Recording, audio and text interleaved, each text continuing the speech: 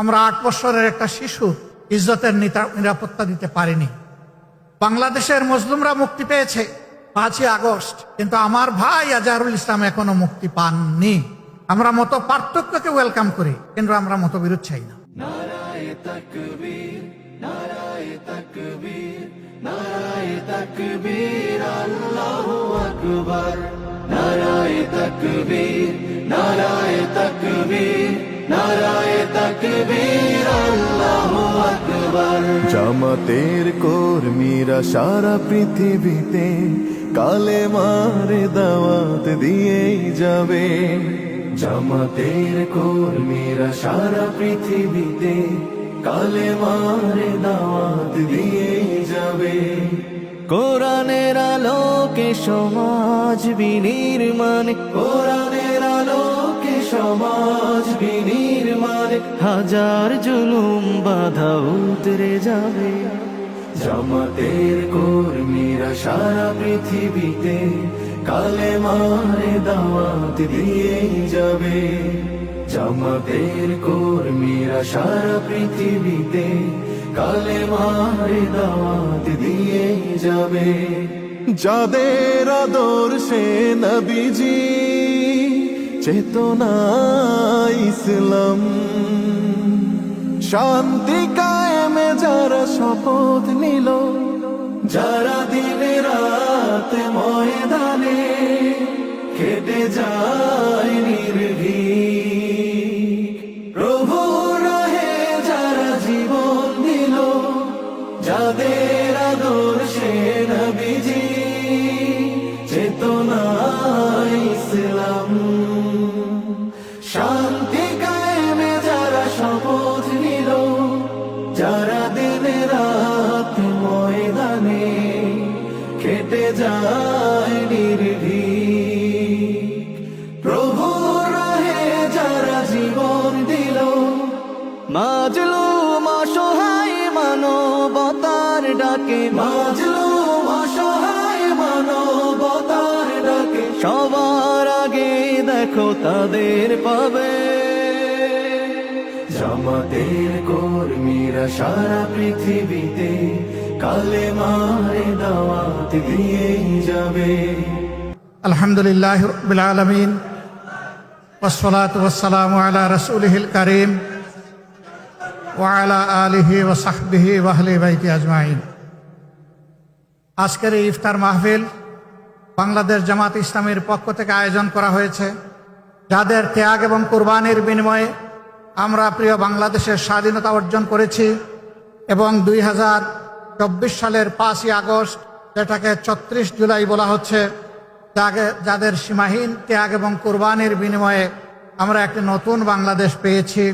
আমি এই যুগ যুগ ধরে যারা দেশ এবং জাতির জন্য, দ্বীন এবং ইসলামের জন্য শাহাদত বরণ করেছেন, তাদের সকলকে গভীর শ্রদ্ধার সাথে স্মরণ করছি।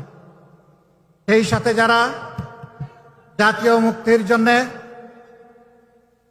লড়াই করতে গিয়ে আহত হয়েছেন, পঙ্গু হয়েছেন, আমি তাদেরকে গভীর শ্রদ্ধার সাথে স্মরণ করছি। মহান রবের দরবারে আহত এবং পঙ্গু ভাই বোনদের পূর্ণ সুস্থতা কামনা করছি। সম্মানিত সুধীমণ্ডলী, আমরা খুবই কৃতজ্ঞ, আমরা অভিভূত যে আপনারা আমাদের দাওয়াত কবুল করে আপনাদের মূল্যবান সময় কুরবানি করে এখানে এসে হাজির হয়েছেন। এর ঋণ পরিশোধ করার শক্তি আমাদের নেই। মহান মাবুদের দরবারে দোয়া করি, আল্লাহ যেন আপনাদের এই ভালোবাসা, আন্তরিকতা এবং ত্যাগের উত্তম বিনিময় দুনিয়া এবং আখিরাত দুই জায়গায় দান করেন এবং আল্লাহ তাদের যেন আপনাদের মর্যাদাও বৃদ্ধি করে দেন। সম্মানিত সুধীমণ্ডলী, প্রিয় দেশের স্বাধীনতার এক এক করে 53টি বৎসর কেটে গেল। এর মধ্যে ক্ষমতার অনেক হাত বদল হয়েছে। যে লক্ষ্য এবং উদ্দেশ্যকে সামনে রেখে, যে প্রত্যাশাকে সামনে রেখে প্রিয় দেশটি স্বাধীন হয়েছিল, সকলেই বলে যে আমরা সেই প্রত্যাশা পূরণ করতে সক্ষম হইনি। কেন হইনি? আজকে তার চুলচেরা বিশ্লেষণ করার অবকাশ নেই। শুধু সরল স্বীকারোক্তি হচ্ছে যে আমরা আমাদের প্রত্যাশা এবং প্রাপ্তিকে এক জায়গায় মিলাতে পারিনি। সম্মানিত সুধীমণ্ডলী, একটি ন্যায় ইনসাফের বাংলাদেশ, একটি বৈষম্যহীন বাংলাদেশ, একটি নিরাপদ বাংলাদেশ, এই এতটুকুই আমাদের চাহিদা ছিল। কিন্তু দুঃখের বিষয়ে চাহিদা পূরণ হয়নি। আমরা দেখছি সমাজের বিভিন্ন ক্ষেত্রে যুগ যুগ ধরে, শুধু আজকে নয়, অস্থিরতা চলে আসছে।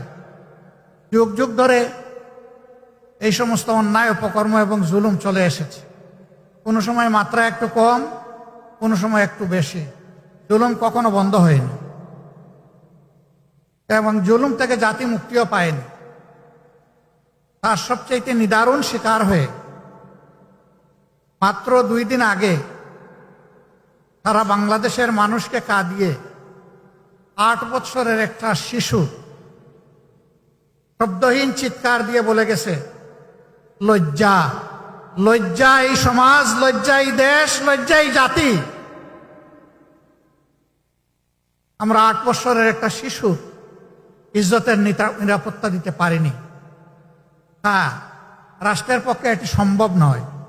ঘরে ঘরে পুলিশ পাঠিয়ে এই ধরনের অপকর্মকে দমন করা বা বন্ধ রাখা রাষ্ট্রের জন্য সম্ভব।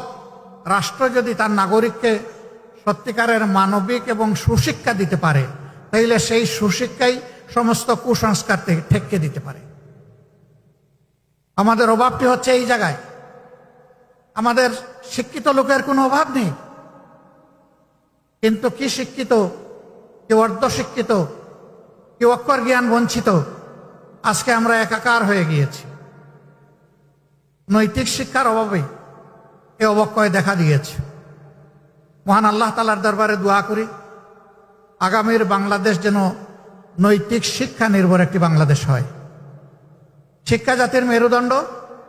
মেরুদণ্ড মজবুত হলে, শক্তিশালী হলে জাতীয় শক্তিশালী হবে। এখন না আছে আমাদের নৈতিক মান, না আছে আমাদের জাগতিক মান। আমাদের শিক্ষা এখন অর্থহীন। আমরা একটা সার্টিফিকেট হাতে দেই আমাদের সন্তানদের, কিন্তু সেই সার্টিফিকেটের কোনো মর্যাদা নেই, কোনো ওজন নেই। আমরা এমন শিক্ষা এবং সার্টিফিকেট দেখতে চাই না। সেই বাংলাদেশটি আমাদের গড়া প্রয়োজন, যে বাংলাদেশের প্রত্যেকটা মানুষের হাত হবে দেশ গড়ার কারিগরের হাত, কর্মীর হাত। এবং এটি সম্ভব। দুনিয়ায় যত জাতি উন্নত হয়েছে তারা শিক্ষা দিয়ে উন্নত হয়েছে। আমি ব্যক্তিগতভাবে মনে করি এবং আমাদের দল বিশ্বাস করে, শিক্ষাকে যদি তার নৈতিক ভিত্তির উপর সর্বাধিক মানবিক এবং জাগতিক উৎকর্ষ দিয়ে গড়ে তোলা যায়, তাইলেই কেবল একটা সোনার বাংলাদেশ গড়ে তোলা সম্ভব।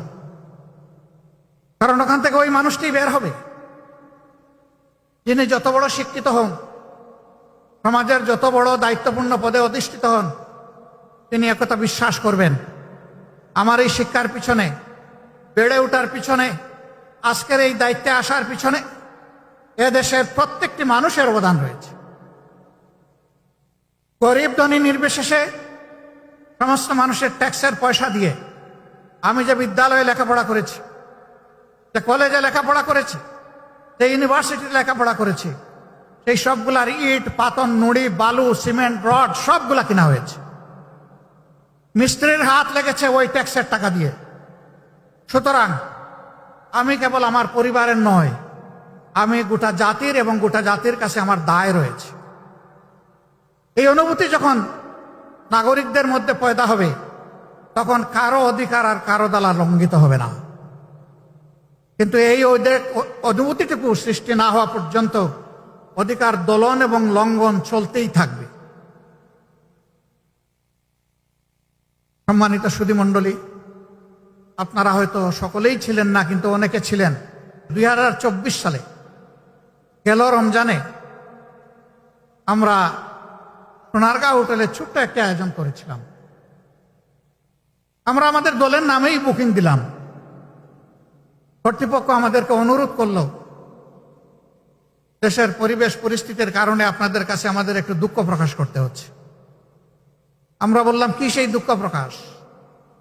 তারা বললেন, মেহরবানি করে আপনারা কোনো ব্যানার দিবেন না। আমরা বললাম, ঠিক আছে, আমরাই আমাদের ব্যানার আমরা দিব না।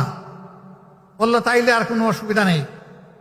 আমাদের ইফতার মাহফিল শুরু হওয়ার 3 ঘন্টা আগে পুলিশ পাঠিয়ে দিয়ে বলা হলো, আপনারা ইফতার মাহফিল করতে পারবেন না।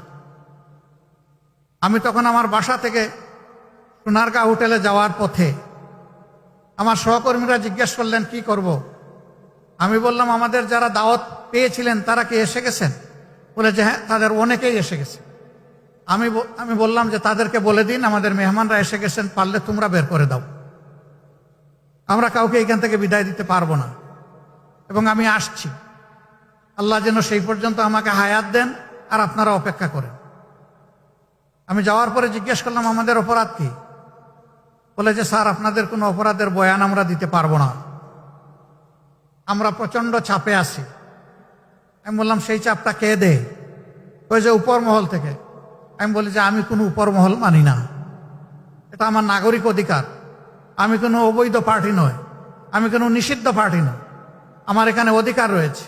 আমার অধিকারের বলে এখানে আমরা আজকে দাওয়াত দিয়েছি মানুষকে, আর সেই দাওয়াত কবুল করে লোকেরা এসেছে। আমি শুধু অতীতের ফ্যাসিস্ট বাংলাদেশের একটি ছোট্ট উদাহরণ আপনাদের সামনে পেশ করলাম। এই ছিল আমাদের বাংলাদেশ। আমরা 13.5 বছর আমাদের কেন্দ্রীয় কার্যালয় সহ আমাদের সারা দেশে শত শত কার্যালয়ের একটাও আমরা খুলে কাজ করতে পারিনি। সবগুলা কার্যালয় আমাদের বন্ধ রাখা হয়েছিল।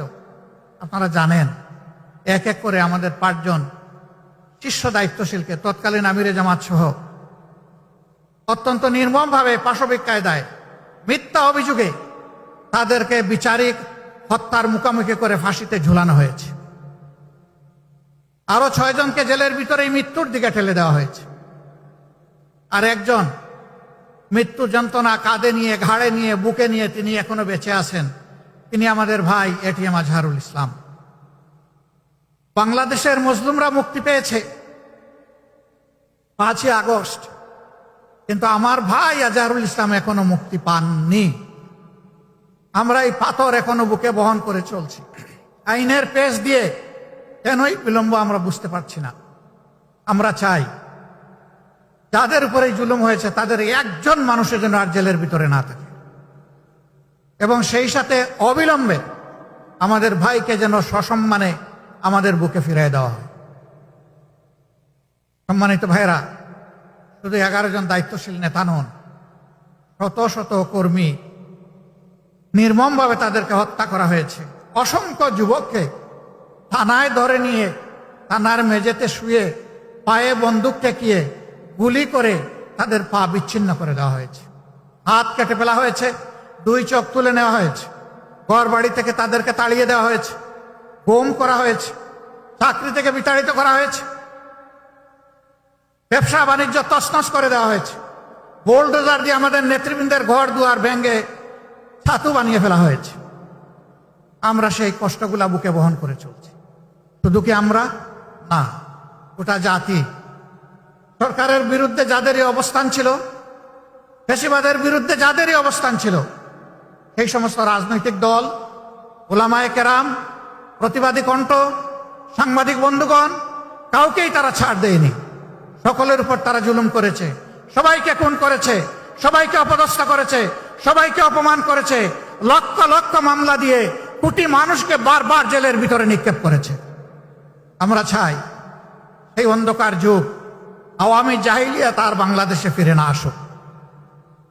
আফসোস, এই দলটি দেশের সব কিছুর তারা ঠিকাদারি গ্রহণ করেছে। বাকি সবাইকে চোখ রাঙিয়ে কথায় কথায় বলতো অমুক দেশে তমুক দেশে চলে যাও। না, আমাদের হাতে কোনো ভিসাও তুলে দেয়নি, আর কোনো টিকিটও দেয়নি, কিন্তু প্রায়ই আমাদেরকে শাসাতো, সবাইকে, সারা জাতিকে। আল্লাহর কি ইচ্ছা, এখন কোনো কিছুর প্রয়োজন নাই। পিছনের দিকে তাকানোরও সময় ছিল না, দুপুরের ভাত খাওয়ারও সময় হয়নি। দেশ ছেড়ে তারাই বরঞ্চ চলে গিয়েছে। আমরা যাব না কোথাও। এদেশ আমাদের প্রিয় দেশ, এটি আমাদের জন্মভূমি, আল্লাহ তাআলা এখানে আমাদেরকে পয়দা করেছেন। এই দেশ ছেড়ে পালানোর আমাদের কোনো প্রয়োজন নেই। এই দেশ ছেড়ে যারা তারাই পালাবে যাদের এই দেশের প্রতি ভালোবাসা এবং দায় নেই। যাদের ভালোবাসা এবং দায় আছে তারা বুকে গুলি নেবে, কিন্তু দেশ ছেড়ে পালাবে না ইনশাআল্লাহ। ২৪-এর এই গণ বিপ্লবের পর যে নূতন বাংলাদেশ গড়ার সম্ভাবনা আমাদের হাতে ধরা দিয়েছে। আমরা দল, ধর্ম, জাতি নির্বিশেষে সকলের কাছে আহ্বান জানাই, আসুন জাতীয় স্বার্থের জায়গাটায় আমরা এক হয়ে যাই। আমাদের মতের ভিন্নতা থাকবে, মত পার্থক্য থাকা এটা কোনো অপরাধ নয়, বরঞ্চ এটি একটা গণতান্ত্রিক সমাজের সৌন্দর্য। আমাদের মত পার্থক্য যেন মত বিরোধে রূপান্তরিত না হয়। আমরা মত পার্থক্যকে ওয়েলকাম করি, কিন্তু আমরা মতবিরোধ চাই না। আমরা যার যার জায়গায় যার যার নীতি পলিসি, দেশকে গড়ার আমাদের স্বপ্ন এবং পরিকল্পনা আমরা জাতির সামনে তুলে ধরব। জাতি যারটা গ্রহণ করবে, যার প্রতি জাতির ভালোবাসা, আস্থা তৈরি হবে, সেই দলকেই, সেই জোটকেই আগামীতে জাতি তাদের দায়িত্ব দিয়ে সেবক হিসাবে বাংলাদেশের দায়িত্ব তাদের হাতে তুলে দেবে। এই জায়গাটায় আমরা সকলে সম্মান প্রদর্শন করি। একটা জায়গায় আমরা সকলে একমত যে গত 15.5 বছরে বিশেষ করে সংবিধান সহ এবং সাংবিধানিক প্রতিষ্ঠানগুলোতে, রাষ্ট্রীয় প্রতিষ্ঠানগুলোতে যে জঞ্জাল তৈরি হয়েছে তার কতিপয় জিনিস অবশ্যই পরিষ্কার হওয়া উচিত। এই জন্য সকলে আমরা একমত, এখানে কারো কোনো দলমত নির্বিশেষে দ্বিমত নেই যে কোনো সংস্কারের প্রয়োজন নাই। আমরা সবাই বলছি সংস্কার প্রয়োজন। কতটুকু প্রয়োজন সেটা নিয়ে হয়তোবা মতপার্থক্য থাকতে পারে, কিন্তু সংস্কার যে প্রয়োজন এই ব্যাপারে কোনো মতপার্থক্য নেই। আমরা মূল থেকে একটি কথাই বলে এসেছি, আমরা বর্তমান সরকারকে যৌক্তিক সময় দিতে চাই এই সংস্কারের জন্য। যৌক্তিক সময় মানে অযৌক্তিক সময় কাটানো নয়, আবার যৌক্তিক সময় মানে চাপ দিয়ে হুড়াতাড়া করাও নয়। যৌক্তিক সময় হচ্ছে এ কাজের জন্য, মৌলিক সংস্কারগুলোর জন্য যেটুকু সময় প্রয়োজন আমরা সরকারকে সেইটুকু সময় দেওয়ার পক্ষে। ইতিমধ্যে সরকার প্রধান জাতীয় নির্বাচনের ব্যাপারে কিছু কথা তিনি জাতিকে বলেছেন। আশা করি অবিলম্বে তিনি বিষয়টা আরো স্পষ্ট করবেন, তাহলে জাতি এই ব্যাপারে আরো আশাবাদী হবে, আরো আস্থাশীল হবে এবং নিজেদের নির্বাচনী পরিকল্পনা সাজানোর সুযোগ প্রত্যেকটি দল পাবে। আমরা এটা আশা করি। প্রিয় দেশবাসী এবং সুধীমণ্ডলী, বাংলাদেশকে গড়ার একক দায়িত্ব কোনো দলের নয়। বাংলাদেশকে গড়ে তোলার দায়িত্ব 18 কোটি মানুষের। কিন্তু 18 কোটি মানুষ কিভাবে করবে? তাদের তো একটা পথ লাগবে, রাস্তা লাগবে। সেই রাস্তাই হচ্ছে বিভিন্ন পলিটিক্যাল স্টেক হোল্ডার্স বা দলগুলো। তাদের মাধ্যমেই জনগণ সংগঠিত হয় এবং তাদের আস্থা, তাদের ভাবনা জাতীয় জীবনে তারা তুলে ধরে। রাজনৈতিক এই দলগুলার কাঁধে এখন গুরুদায়িত্ব বর্তিয়েছে। 53 বছর যেভাবে জঞ্জাল নিয়ে আমরা চলেছি, আগামীতে আমরা যেন একটা জঞ্জালমুক্ত সমাজ গড়ে তুলতে পারি, সেইভাবেই সকল রাজনৈতিক দল এবং জোট তারা কর্মসূচি পরিকল্পনা সাজাবেন আমরা আশা করতে চাই। আমরা এমন একটি বাংলাদেশ চাই, এই বাংলাদেশে আসিয়ারা আর 18 কোটি মানুষকে কাঁদাবে না। আমি আজকেই জানতে পারলাম, এটা আমার জানার সীমাবদ্ধতা হতে পারে, বরগুনায় 12 বছরের একটি মেয়েকে, একটি হিন্দু পরিবারের একটা মেয়েকে ধর্ষণ করা হয়েছে। ধর্ষকদের বিরুদ্ধে বাবা মামলা করেছেন। আসামিরা এই 2-3 দিনের ভিতরে মামলা করার সাথে সাথেই বাবাকেও খুন করেছে। এ কোন বাংলাদেশ? এই বাংলাদেশ তো 18 কোটি মানুষ চায় না। এই পশুত্বকে বদলে দিয়ে আমরা একটা মানবিক বাংলাদেশ চাই এবং আমরা বিশ্বাস করি মানুষ যদি আল্লাহকে ভয় করে, মানুষ যদি আল্লাহকে ঠিকমতো ভয় করে, তাহলে মানবিক বাংলাদেশ গড়ে তোলা সম্ভব। কোরআন নাজিলের এই মাসে আমরা এও বিশ্বাস করি আল্লাহর দেওয়া কোরআনের বিধানই হচ্ছে সমাজের জন্য সর্বোত্তম বিধান। এই বিধানের ভিত্তিতেই আগামীর মানবিক বাংলাদেশ গড়ে উঠুক, সেই প্রত্যাশা ব্যক্ত করে আবারও আপনাদের প্রতি কৃতজ্ঞতা জানিয়ে আমার কথা এখানেই শেষ করছি। আসুন প্রভুর দরবারে আমরা হাত তুলে দোয়া করি। প্রিয় দেশের জন্য, নিজেদের জন্য। আলহামদুলিল্লাহ রব্বিল আলামিন, ওয়াসসালাতু ওয়াসসালামু আলা রাসূলিহিল কারীম ওয়া আলা আলিহি ওয়া সাহবিহি ওয়া আহলি বাইতি আজমাইন। রব্বানা যালামনা আনফুসানা ওয়া ইল্লাম তাগফির লানা ওয়া তারহামনা লানাকুনান্না মিনাল খাসিরিন। ربنا تقبل منا إنك أنت السميع العليم وتب علينا يا مولانا إنك أنت التواب الرحيم. اللهم أجرنا من النار، اللهم أجرنا من النار، اللهم أجرنا من النار، اللهم إنك عفو كريم تحب العفو فاعف عني। আয় রব্বুল ইজ্জত, আয় রহমান রাহিমিন, আমরা সবাই গুনাহগার মওলা, সম্ভবত সবচেয়ে বড় গুনাহগার আমি আল্লাহ। হে আল্লাহ, তুমি আমাদেরকে ক্ষমা করে দাও। আয় আল্লাহ, রমজানের এই ক্ষমার 10 দিন, আজকে তার 4র্থ দিবস। আয় রব্বুল আলামিন, আজকের দিনে তুমি যাদেরকে ক্ষমা করে দিবে তাদের মধ্যে আমাদের নামগুলো তুমি লিখে নাও মওলা। আয় আল্লাহ, চিরজীবনের জন্য আমাদেরকে ক্ষমা করে দাও।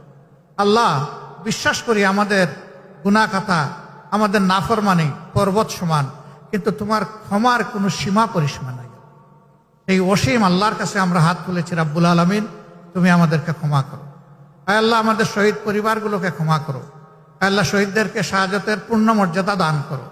আহত পঙ্গু ভাইদেরকে, বোনদেরকে তুমি সুস্থতার নিয়ামত এনায়েত করো। ইয়া রাব্বাল আলামিন, ইয়া আরহামার রাহিমিন, তুমি আমাদের দেশের প্রতি রহম করো। আল্লাহ, তুমি শান্তির ফয়সালা নাজিল করো। আল্লাহ, একটি মানবিক বাংলাদেশ আমাদেরকে গড়ে তোলার তৌফিক দান করো। আল্লাহ, জাতীয় ইস্যুতে, জাতীয় স্বার্থে আমাদের পুরা জাতিকে তুমি ঐক্যবদ্ধ করে দাও। আল্লাহ, সব ধরনের ফেসিবাদের বিরুদ্ধে এই জাতিকে মাবুদ মজবুত প্রাচীর গড়ে তোলার তৌফিক এনায়েত করো। আল্লাহ, আজকের এই মজলিসে যাকে তোমার মায়া লাগে, যাদেরকে তোমার পছন্দ হয়, তার এবং তাদের ওসিলায় তুমি আমাদের দোয়াকে কবুল করে নাও। রব্বানা তাকাব্বাল মিন্না ইন্নাকা আনতাস সামিউল আলিম ওয়া তুব আলাইনা ইয়া মাওলানা ইন্নাকা আনতাত তাওয়াবুর রাহিম। সুবহানা রাব্বিকা রাব্বিল ইজ্জাতি আম্মা ইয়াসিফুন ওয়া সালামুন আলাল মুরসালিন ওয়ালহামদুলিল্লাহি রাব্বিল আলামিন। আসসালামু আলাইকুম ওয়া রাহমাতুল্লাহি ওয়া বারাকাতুহু।